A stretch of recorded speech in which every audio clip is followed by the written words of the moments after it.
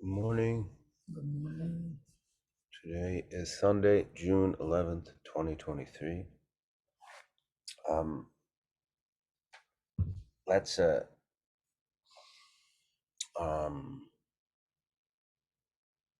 our intentions. You know what? Before we do that, before we set our intentions and make aspirations, I'll read something that I found very interesting.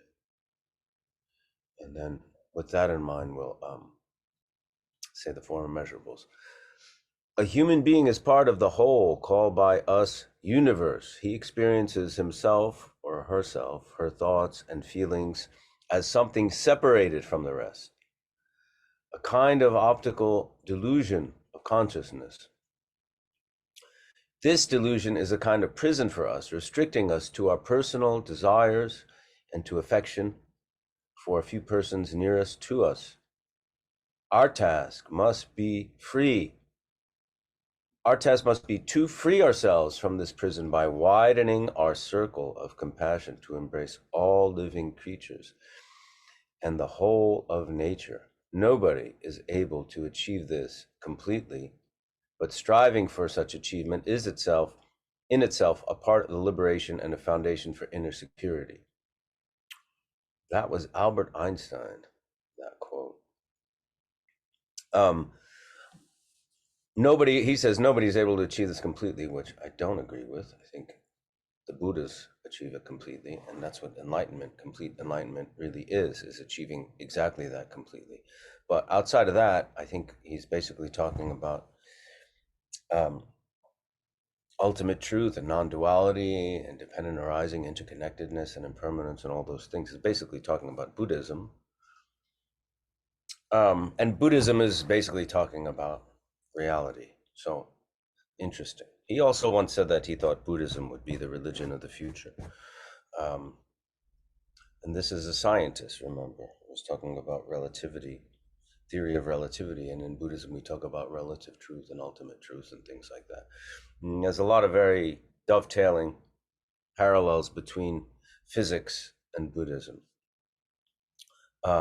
With that in mind, basically we talk about that, the bigger picture, you know what I mean? I mean, a bigger picture being this delusion that we're separated from the rest, that we're isolated, we're alone, that we're islands unto ourselves, and we're not, and the true state of our nature and reality is that we are interconnected, interdependent, non-dual, and all those things. Of course, the challenge is how do we live in the world, in accordance with that, because that's a hard thing, obviously, to truly realize. And it's by making, aspirations. It starts by making aspirations and intentions to do that very thing, which we will do right now by saying the four immeasurables prayer.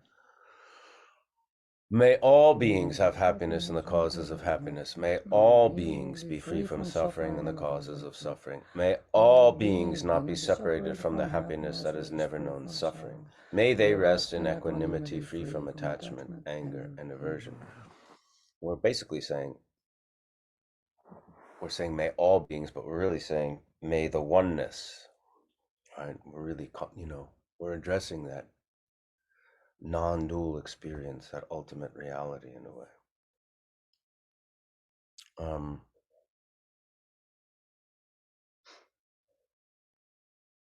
We'll meditate, and then Victoria's going to speak for a few minutes.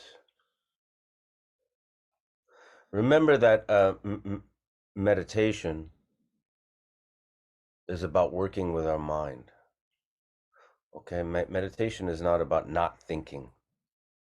And most of you have been here before and have heard that and know that. But it's a trap we can fall into. Meditation is much more about working with the mind, seeing what the mind does. It's like, how do we transcend, those afflictive emotions that come from this feeling of separation of us and them and self and other? How do we work with those emotions? First, we have to know that they're there. you know. First, we have to know that they exist and that we have them. Um, a friend was asking me about discernment. A friend was asking about how repetitive people kind of appear in their life and how to discern that this is another kind of re- re- repeat of a relationship that's toxic or whatever, from probably from both ends. It's a really good question, and just discernment towards the outside world has to come first from within, and knowing, what are you seeking out in these relationships?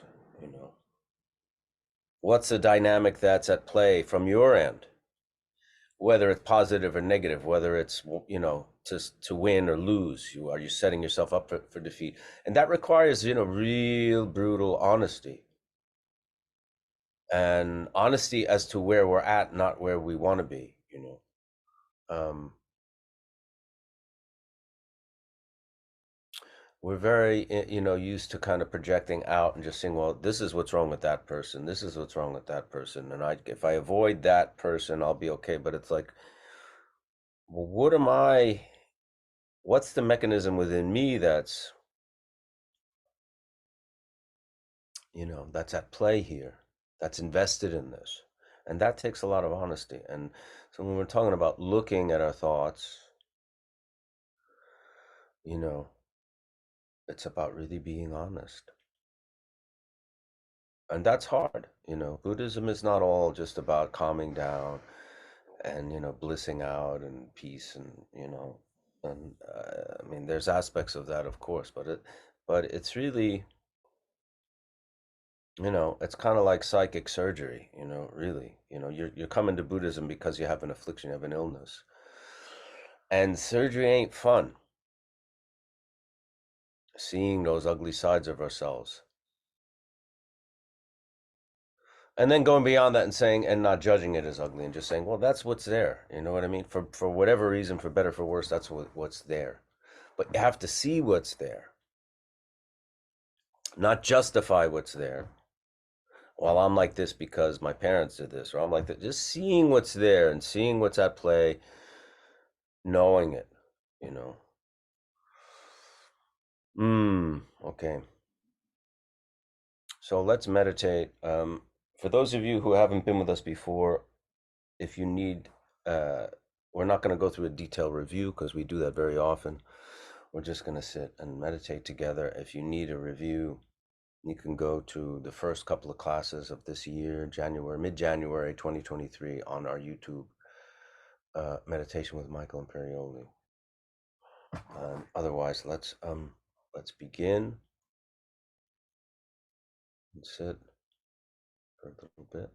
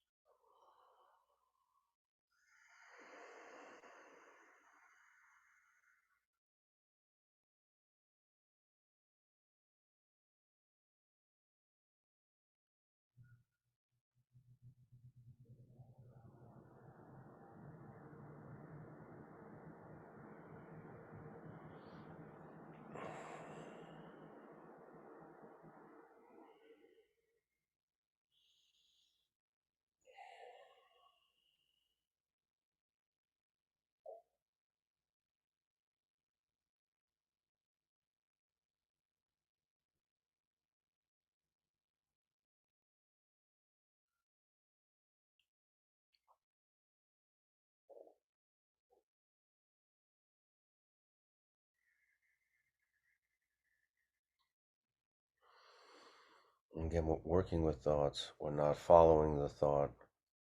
We're not pushing it away. We're just recognizing that it's there. We're not putting judgment on it. At the same time, we're seeing what's happening.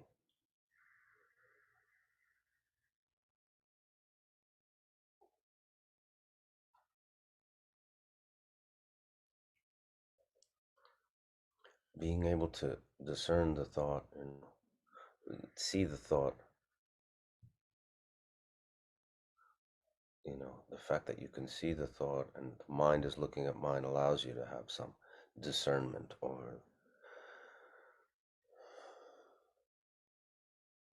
you know, what arises in your mind.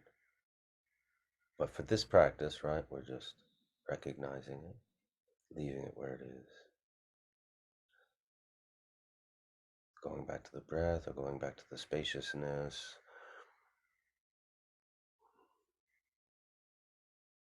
That visualization we've talked about, that clear, blue, limitless, stainless, blue sky, which is true nature of our mind, settling into that.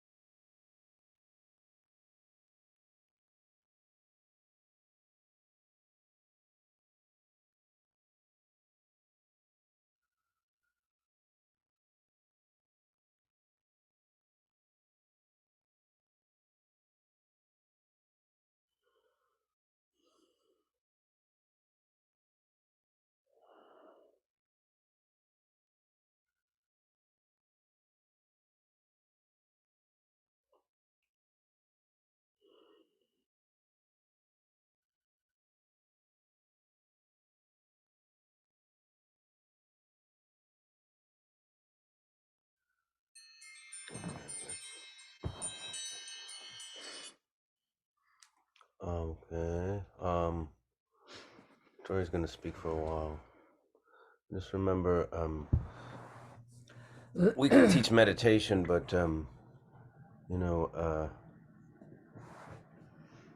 we're not really teaching Dharma. We're kind of sharing our experiences. But if any of this interests you, we really encourage you to really make progress on this path, to find a teacher from an authentic lineage. We post a lot of names and books from teachers that are, most of whom are still around, and you know, you can do classes, retreats, teachings with them, either online through Zoom or in person in some situations. So go to Solidago Productions website for information. Names. I post a lot of teachings on my stories on Instagram. Um, we find, you know, that's really, really, really critical for you to find a teacher to really, if Buddhism is of interest and you want to really make strides on that path, you know, that's critical. Okay. Just to connect to what Michael was saying, the reason why we always recommend finding a teacher is so that you can be linked to a lineage.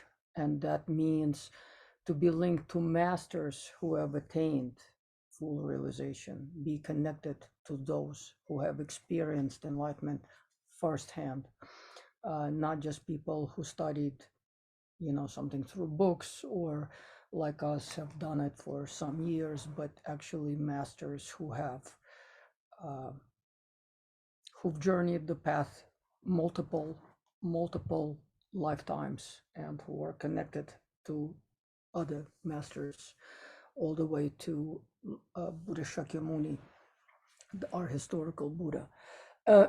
So kind of to also connect to what Michael was saying earlier, uh, when we are involved in a difficult relationship, and I know very often we discuss difficult things uh, in our conversations, because that's the space where we have to do the work.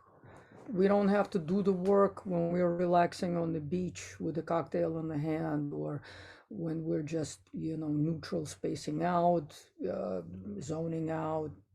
You know, the space of work is where we are in fact present in difficult situations. And so in regard to that, I wanted to start by speaking a little bit about perspective and perception. Perspective, or as we call it, the view in Buddhism, is what determines and defines our perception and allows a particular type of experience to take place. Stages of our mental or spiritual development determine this perspective, and therefore determine the experience of the world for us, of how we perceive it. Thus, a child's worldview is grounded in his/her perspective. A young adult will have his or her version of it, and a middle-aged and an old person will have their versions of it. We, each one of us, we all go through these multiple versions of the world or of reality, all within our own single lifetime. For example, as children, we're not even aware of things like time until the mother says you have to go to bed or you have to do your homework. Time does not exist for us, really, not in any kind of clear way. An average working adult experiences time in intervals between working periods, or in intervals between work and leisure, separating them into these kinds of chunks, anticipating coming home and relaxing, anticipating having the weekend, etc. The same thing that we call time, that's phenomenon, experienced by the old person or a terminally sick person, that perception becomes something of a very, very different nature. An old person or a terminally ill person will feel the fleeting nature of time and impermanence, because their perspective, their view has changed given the conditions surrounding it. And so therefore the experience of the world is altered by that perception.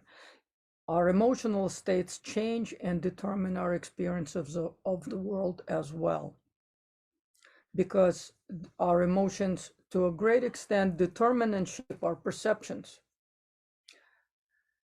If I am angry, whatever I perceive in that moment, I will find enemies all the way throughout. If I am greedy, I will look at things and my greed will reflect back into me like images in the mirror. I want this, I want what that person has. I am not happy that my neighbor got something. My greed will not allow me to see things in any other way other than through the perspective of that emotion that now clouds my vision. So if we can work with our view, we can curtail our emotions and change our actions, and we can decide or at least participate in shaping our experiences.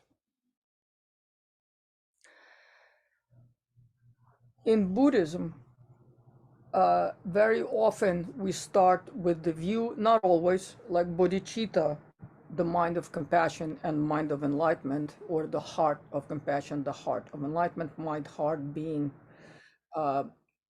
discussed in the same way.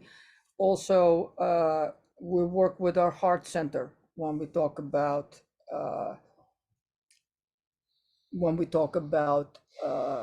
meditation and opening up our view, going from a relative level of ourselves, a relative identity, to a more fundamental identity. We work with the element of space, with our heart center, and this is what we take into meditation. This is where the seat of our awareness is. So anytime that we're assailed by great difficulties and things like that, we're struck by horrendous emotions, we breathe in, we breathe out the negative, we come back to our heart center, we strengthen it, we open it, and we connect, we merge the inside and the outside, and we take a moment before we speak or we do anything. We check this space and we see if it's polluted or not by emotions that are overtaking us before we get into a narrative. He did this, she is bad, that one's this, blah, blah, blah, all that kind of stuff. Because very often we're not really seeing reality. We're just reacting to our narratives.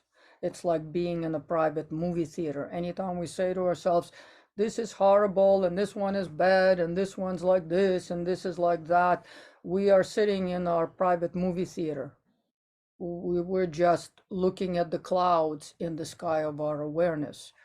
And it is called ignorance when we take these narratives to be realities in themselves. So in Buddhism, very often we distinguish right away. The view is given to us in a way of looking at our ultimate nature, which is called the ground, or another name for it is Buddha. We all have Buddha nature. I have Buddha nature. Michael has Buddha nature. Each one of you has Buddha nature. All of your pets have Buddha nature. All living beings have Buddha nature. In Buddhism, we don't distinguish between living beings. It is considered that the energy of our awareness is unbreakable and unstainable like space. It cannot be cut, stained, broken, bottled, sold. It always remains as it is. But within that space of awareness arise these narratives, these dreams, these illusions that in Buddhism are called appearances, and that is called the relative level. So the relative level of us is the mundane identity, me as this person, my name, who I am, how old I am, how how I am socially integrated, my position today, my childhood, my teenagehood, my adulthood, etc., etc. That is our relative side. And the ultimate side is just the space of awareness that we experience in meditation. That's why we actually meditate, so we can habituate knowing that limitless awareness. and understand that all these narratives, including how we define ourselves, how we define others, are the clouds within the space of that awareness. In Buddhism, we emphasize overcoming dualistic mental states, whereby we naively think that we are the observer and we on the other side experience solid things out there just as they are. But even a fifth grader who's had a little bit of biology or physics already knows that that is a very silly view. In Buddhism, we call it ignorance, because really, if we take those things into account, where do the 3 pounds of bacteria in my gut start and where do I finish on a cellular level? And then on an atomic level or on the level of particles, where does the floor end and my body begins? Is this building in which I'm sitting on this floor right now, is it not a part of a planet, of a solar system, of the of the universal system, etc., etc.? So on and on infinitely. These are all narratives. The narratives will never end because the nature of our awareness is infinite. We can create infinite narratives. And that is really, the narratives can be very primitive. They can be like little social narratives with which we identify, or they can be very large scientific kinds of pieces, but they're all narratives because really the only thing that we know is the nature of our awareness. That is, everything else is a story. And knowing this, knowing the difference between our relative truth, and we don't denigrate our relative truth, stories arise, clouds arise, but knowing our Buddha nature, knowing that, and Buddha nature in the most simple kind of sense is that vast, limitless space of awareness of where things can arise and return back into it. For us, practitioners on this level or beginners, like us, we've only had like tiny little glimpses of it. And that's why we always refer you to teachers, masters who abide in that state of awareness and can act out of that state of awareness. And that's why very often in the Buddhist tradition, especially in the Tibetan Buddhist tradition, which is the only kind of tradition that Michael and I know, we often start with emphasizing we're given the view of these two truths, and the emphasis is on our Buddha nature, knowing that our Buddha nature is indestructible, unstainable, and infinite. We can relax when we have difficult emotions. We can relax identifying with this view or being this or being that. We don't have to identify of being, just an addict or, being an angry person or looking at the world in this way, because we know those are narratives. And also we have to relax a little bit and give ourselves a break. All these habits, all these things that we think are us, that we identify with, they've been collected by versions of us through many, many lifetimes. And just remember, we are not here to stay in this form, in this moment. This vessel will disintegrate as everything is disintegrating. It's not really disintegrating, it's changing. We're not here to stay, but we are here to learn. And where do we learn? We learn in these situations that we call difficult situations. Our difficult situations are precisely those places which present themselves as opportunities to learn, to overcome and transform ourselves.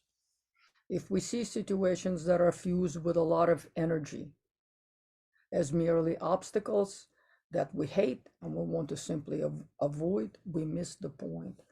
All these difficult situations are catalysts. They're like alchemical laboratories in which we can incinerate our ignorance. The ignorance of me and the other is being separate. the ignorance of him being the enemy, but me being this nice guy because I am so stainless and pure. While in reality, really, when we look back, if there's an enemy in front of me, what is inside me is hate. And so my portion of it is that I've stained my Buddha nature for a moment on a relative level by identifying with this feeling of hate. I am attached to my feeling of hate because I'm invested in calling that person so and so. So when we have difficult situations, we have a choice before us. We can look at them as things to run from, as things to to stick to and identify. So now, like, I'm a hater. I hate all these people, or I hate all these things. I hate all these circumstances. And I identify with it. Eventually, it kind of solidifies over time. This memory of hating specific kinds of situations becomes like my identity. But remember, it's not, it's not, the obstacle is not out there. If I identify with something long enough, I am the obstacles. I am the hate. I am the addiction.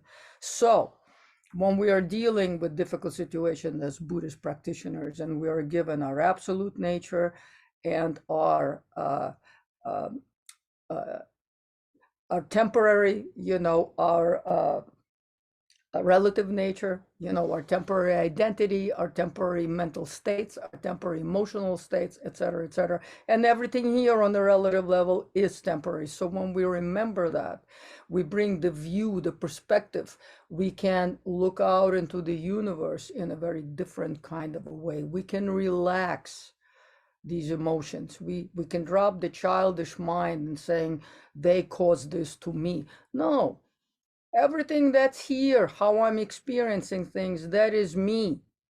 Our dreams are us. Our illnesses are us. Everything is our energies they're catalyzing for us because our perspective is of a certain kind. For example, I often ask myself, well, how is it that my teacher, Garchen Rinpoche, could deal with me, a person so stupid and so limited, and still continue to love me? That's because his perspective is a Buddha perspective. He sees me as a child with all these little whatever, limitations, and he will not abandon love for me. And equally, he will not abandon love for anyone, no matter what and how they are. Yes, that includes like the people and beings that we consider monstrous, because monstrous beings are also Buddhas in the making, but that's where they are right now. So this is the difficult situation is a laboratory where the work is really done. That's where we really practice the work of growth and shedding baby mind ideas like, I don't like this and that. And if we're stuck in either of these, I love this, I hate this, the result is that we're engulfed either by desire for more or trying to hold it, or aversion, a desire to escape. And then Garchen Rinpoche says that when that happens, when we're fluctuating between hope and fear, hope is like we want the things that we desire. Aversion is that we want to be away, we want to abandon things that we don't, that make us uncomfortable. He says that then we're trapped and our awareness is surrendered to the object. What does it mean our awareness is surrendered to the object? It means like the cloud spread so far and wide that we no longer see any blue space. We forget the space of our awareness in its pristine form. We forget our Buddha nature. And we're so trapped and narrowed into that kind of hurricane system, in that tornado system. All we want to do is like hit on the earth and cause damage at that time. And that's what it means to lose all autonomy.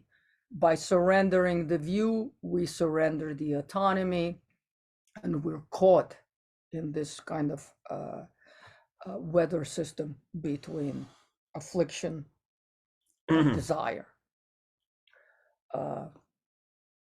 At that time, we neither know who we are or what the objects are that are in front of us, or situations that are in front of us. That is a definition of ignorance in Buddhism, being swept away by the energy of ignorance through 5 afflictions, or the 3 main afflictions: anger, desire, and ignorance being the base.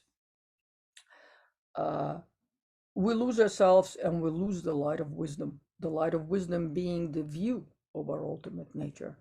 And only superficially, of course, that happens, because our Buddha nature is just like space, indestructible, unstainable, not separable from itself or from any other part of it. And so what we do is we bring back view, we bring back the awareness, we restore, we keep going back and back and back. And I urge you also, last point is that we cannot liberate anger unless it is with and for our enemy in that space, through love and spaciousness, when we expand our heart through our awareness. We can not liberate stinginess and miserliness, the anxiety of not having enough, which always sends us looking for more, and makes us unable to enjoy what we have right now. If we don't experience by looking on the interior space of our consciousness that our space is now permeated with miserliness or stinginess, how, for example, we are not able to be happy for others, one of the 4 immeasurables. May they always have happiness and the causes of happiness. That is the eradication of the miserliness, of the stinginess, the affliction, when we are able now to look from this Buddha nature and have happiness for them being well, for others having the happiness and the causes of happiness. And so if we don't have these situations arise, if we always run from them, there is no, or we always blame it on others, which is kind of like the very, very baby mind, because when we say others cause us to have certain kinds of states, no, nobody can cause us to do anything. It's as much as like space would be dirtied by a dirty, horrible deed or beautified by a beautiful deed. No, space is stainless. Our awareness is stainless. That's why we always talk in Buddhism about primordial purity. Primordial nature is unable of being stained or changed or dying or cut or any of that. So we always bring back the view. Remember your Buddha nature when dealing with a difficult person. Welcome that situation, and by welcoming, I mean say, this is where I'm gonna work now. This is my laboratory. This is where I'm gonna go from like the little baby to a mature mind, and work with that. Breathe out the difficulty. Have patience. Remember, you have Buddha nature.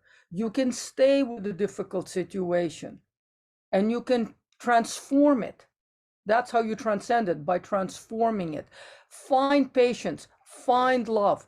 And how you do it practically in meditation is that person that you hate so much, first put a face on them of someone you love, like your teacher or your child or your mother or your pet, whatever works for you. Make it individual, make it real. See that person that you hate with a face of someone that you love. Second, breathe in their difficult energy and breathe out through your heart center. Give them the white, purify them, and cleanse yourself of the same kind of a thing. Cleanse both the inner and the outer sphere, because they're really not separated. Always remember that the pollutants are our pollutants. We are the ones who are polluted, and then if we act on our hatred, we act on our stinginess, we act on our impatience and miserliness and desire, we are the ones who are sending these pollutants out into the world, and that's what's called creating karma. The karmic wheel never ends as long as we bring out that energy that's polluted as long as these narratives are driving everything, you know, we believe naively, he's wrong, she did that, that's his fault, you know, my refrigerator made me overeat all this food rather than my addiction and craving and desire, you know.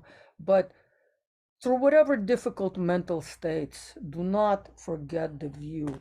The view is that there is the relative part of us, this lost baby thing with its difficulties and struggles, and the absolute nature of us, which is just this luminous space of awareness.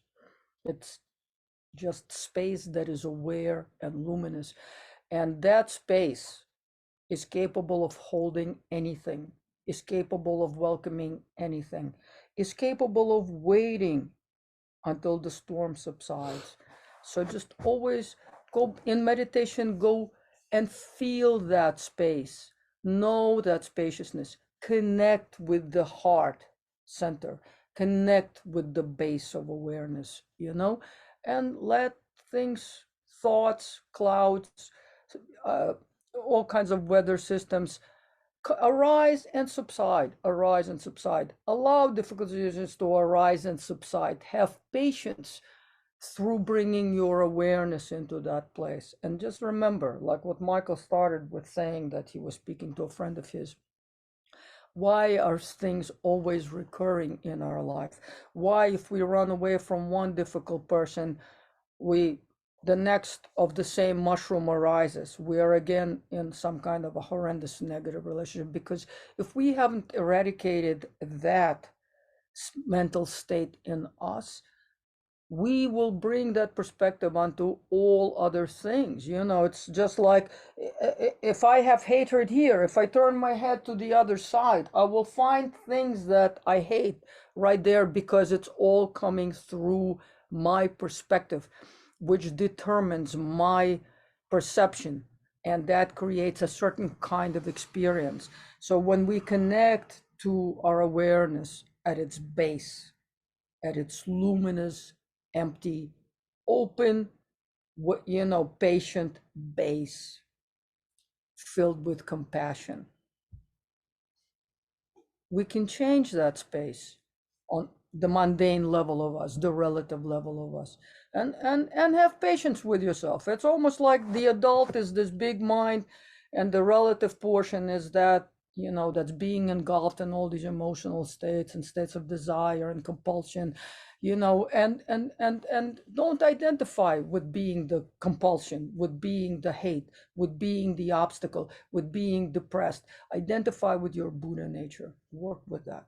And that's Thank you very much. What are some questions?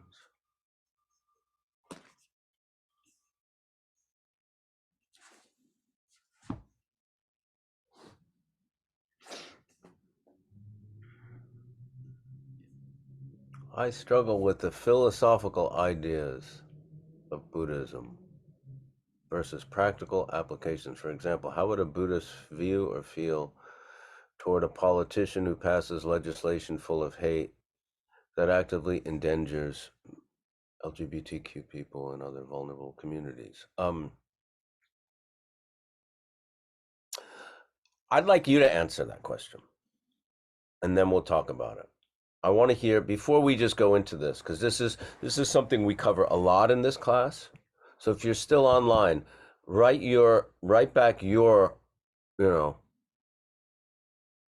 what you think a Buddhist would feel towards a politician who passes it. Because I'm very curious, because when we talk about this a lot, it's and you know, I'll go into, you know, an answer or an opinion, at least from my point of view. But I'm really, really curious to see what you think, because I have a feeling what you think is probably very, you know, close to what, you know, what I'm going to say.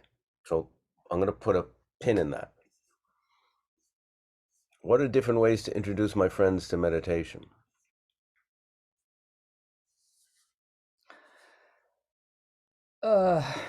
that's a great question. Uh, through teachers, through, and of course, you know, when we say meditation, we really, you know, we have to know what we're doing. In Buddhist meditation, we're not just spacing out, as Michael said. What we're trying to find is a space of our non-relative awareness, not the space where we have narratives and identities and all this kinds of stuff, but the space of where nothing separates us from others, where there's compassion, where there's wisdom, the light of wisdom shines. And the way to, of course, first we have to still our thoughts. First we go through shamatha, then we go through analytical meditation before we can actually graduate to things like Mahamudra meditation. But that is really, it's best to refer people to teachers, or at least join a group for the beginning and then find a teacher. A teacher to give your offer to your friends. Mm-hmm. Yeah. What else is good is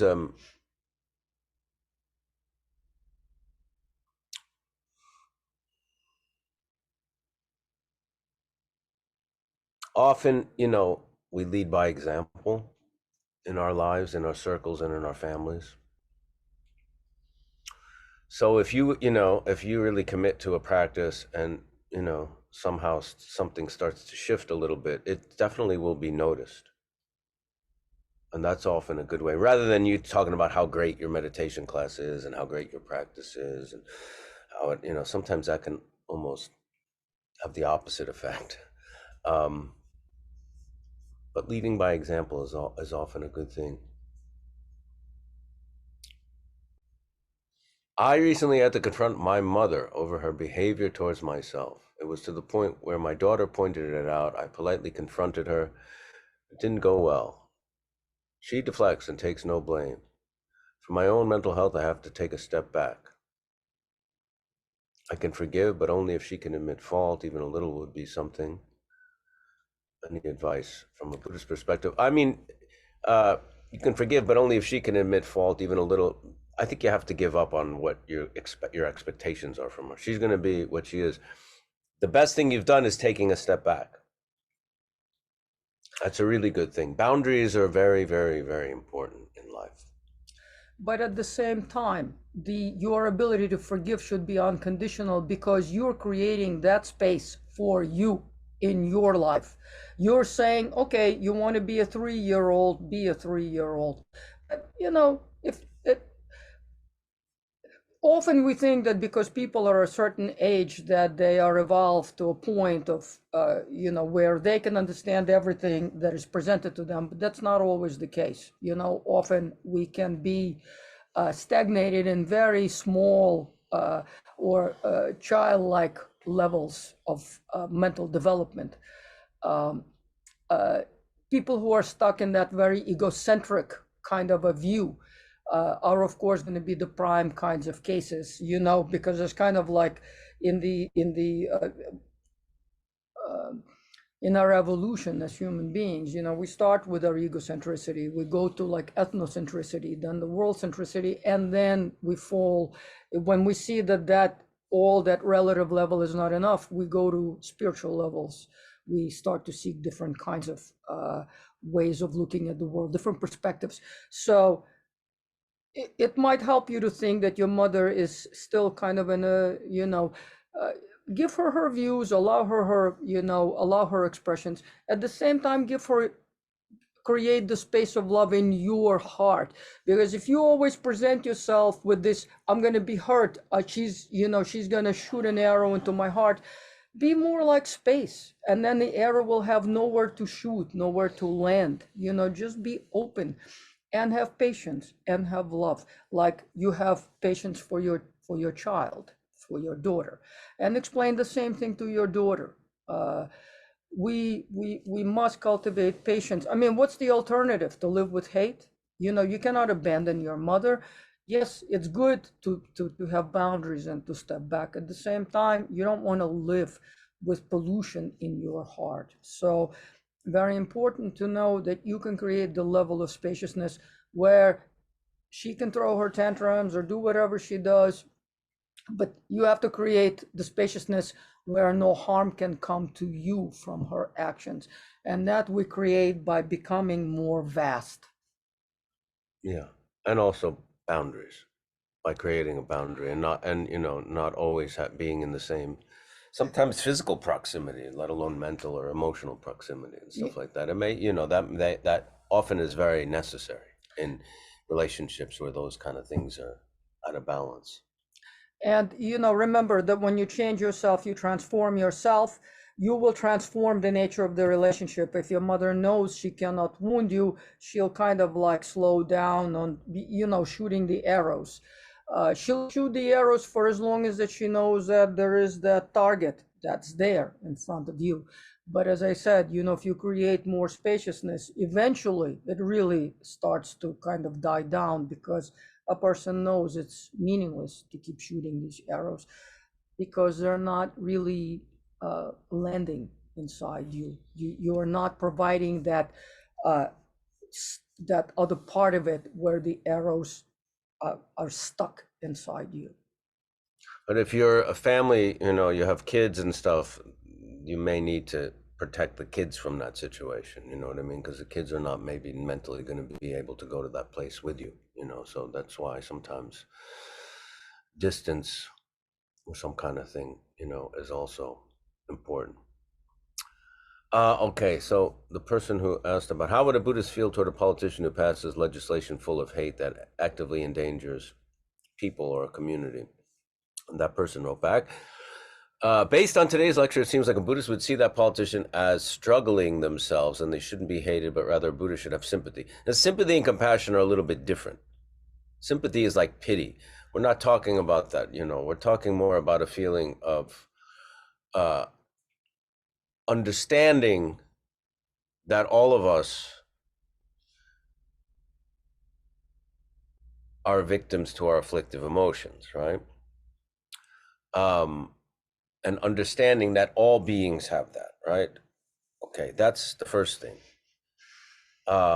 Seeing that the politician that's struggling themselves, are they struggling? I don't know. They're just under their afflictive emotions. That doesn't mean that you have to allow their afflictive emotions to run riot over you or other people. That's where you're getting caught up here. You say, I don't understand what a Buddhist should do. Well, that depends on the person. Not all Buddhists are going to do the same thing, right? Some people are going to be an activist and are going to organize and form a protest against that politician. Some Buddhists might run for office to oppose that politician. Another Buddhist might have a lot of resources and they're going to get behind another candidate or some other kind of organization that's going to help counter that kind of hate in a politician. So, it's like there's many, many, many ways. It doesn't mean a Buddhist is not. I've said this 100 times in this class. I'm not judging you for that because this might be your first time. Buddhism doesn't mean you're a doormat. The fact that you try to look at all, people, being under the same kind of delusion of separation between self and other, and not understanding ultimate truth in those things, and being in samsara. That doesn't mean you're just going to allow people to just walk all over you because they're under some afflictive emotion of anger, and you understand that and know that doesn't let you off the hook. I mean, I use this example all the time. If you're on the subway and you see someone who's about to harm someone else, you can't just sit back and say, well, I'm a Buddhist, I feel really bad that this person's under this afflictive emotion of anger. No, you may have to get in between them if you have the kind of physical capacity or, an ability. You may have to stop that person. You know what I mean? At the same time, we're talking about from your perspective, going beyond just that person's worthy of my hate and my scorn and my ire and my anger, because your anger is your anger. It's going to be directed either to that politician or it's going to be directed towards the person in front of you online who's taken too long with their change. But there's many ways of dealing with the, both situations. You know what I mean? So I don't think there's any conflict between a Buddhist philosophy and action, but it's all going to be, relative to who you are as a person. Not everyone's going to run for office. Not everyone's going to be an activist. Not everyone's going to protest. You know what I mean? Not everyone's going to vote, but many people will. So it's a really good question. I'm really glad you brought that up. It's really important. Being a Buddhist doesn't mean we're just going to sit in meditation and just space out and let the world just go by. And it's actually the opposite. When you have some kind of way of working with your own afflictive emotions, you can become a lot more effective in the world, rather than just be under this yoke of anger and self-righteousness and all these things. You can actually be more effective in terms of organizing or helping or participating in things. As long as we're free from afflictions, we can make the right kinds of decisions. For sure, when we are afflicted, we're just pouring gasoline on fire, and that will not change anything. It'll just make that situation even worse. So when we determine and we decide, social injustices, things like that, that we can remedy, we can act, we have to make sure that we're doing it from a place of clarity and not from a place of affliction.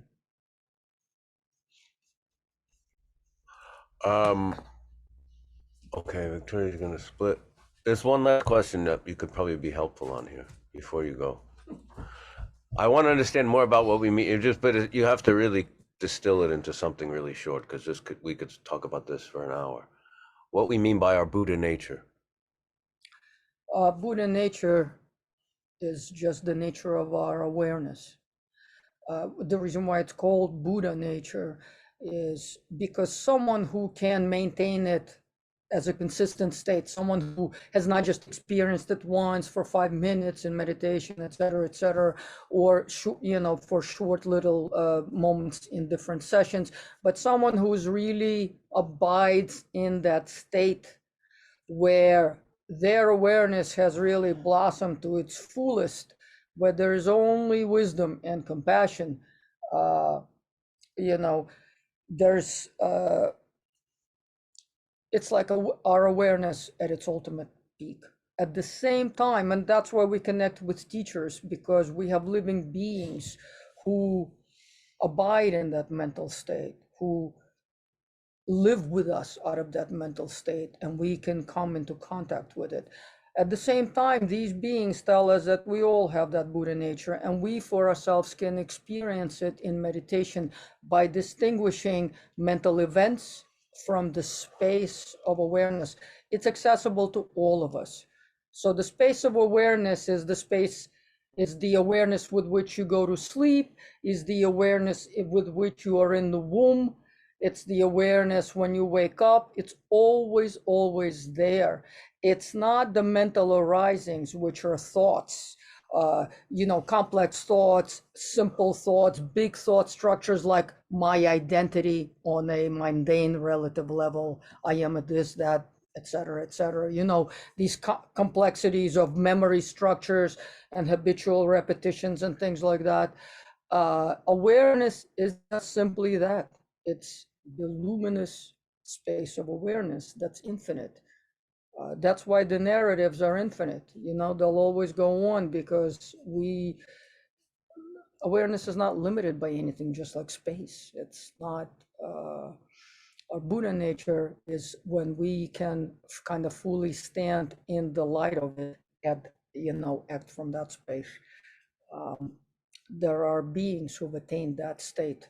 But again, as I said, that's why we sit and go into meditative states, to experience that for ourselves firsthand. Buddhist meditation is not spacing out, and the primary goal of it, as well as all the teachings that are given, is to come face to face with that level of awareness, distinguishing the luminous space of awareness from the events that take place, from all the turbulations and it's distinct from events and flavors of different energies as are present in our emotions. It's also distinct from conceptual structures that are mixed with these things of emotion. The space of awareness is just that, our ability to be aware. Great, thank you. Do you have a recommendation for meditation center in Los Angeles? Well, Garchen Rinpoche has a center in the eastern part of LA, like near Pasadena. It's called Drikung, Drikung, Rinchen Choling. Drikung Rinchen Choling. DRIKUNGRINCHEN CHOLING. And he's not there a lot the last few years because he's getting up in age and he spends most of the time in Arizona. But Lama Tupten Nima is there, and there's a lot of good teachers that come, special guests that come, and they have a really good sangha there. Very dedicated. They have weekly practices. So if you're anywhere near there, that's a good one. Would it be beneficial to read sutras for a new practitioner? Yes, but you often need to approach sutras with a teacher. They're really helpful because they're very distilled and often very difficult to penetrate from the beginning. And it helps to have commentary, or it helps to go through it with a teacher.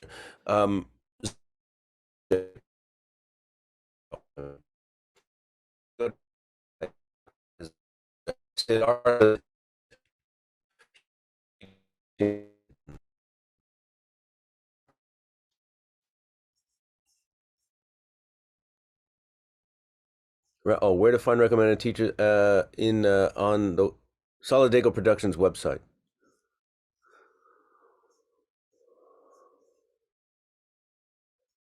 Are we to lose identity? No, not. It's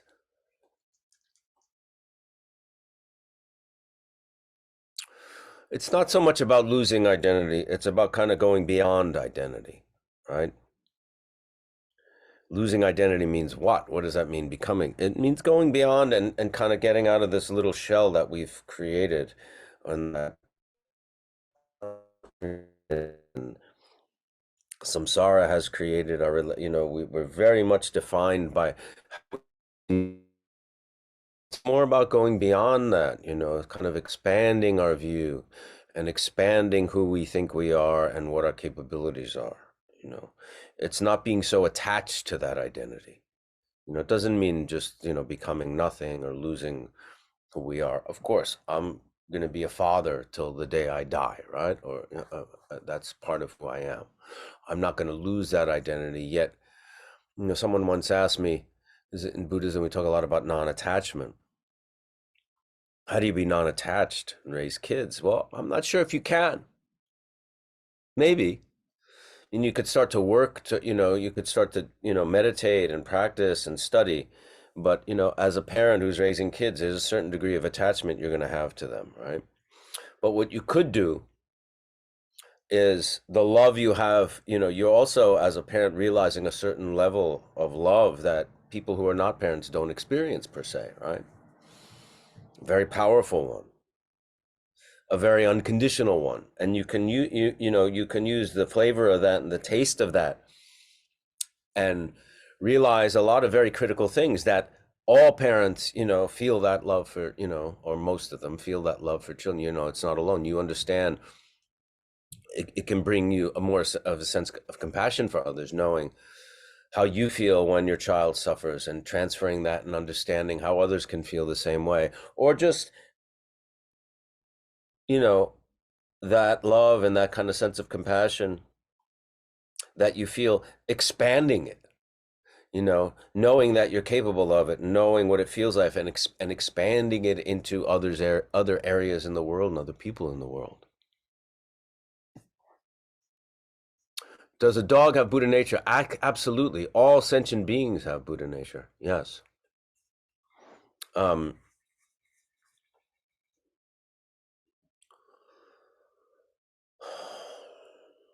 mean, I've met some dogs that, were incredibly present, kind, and compassionate beings. So yeah.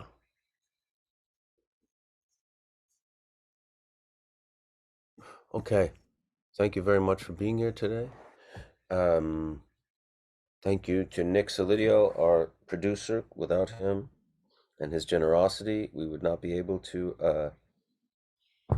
do this class at all. So we're grateful to him. Let's dedicate the merit from today's class to the benefit of all beings by saying this dedication prayer.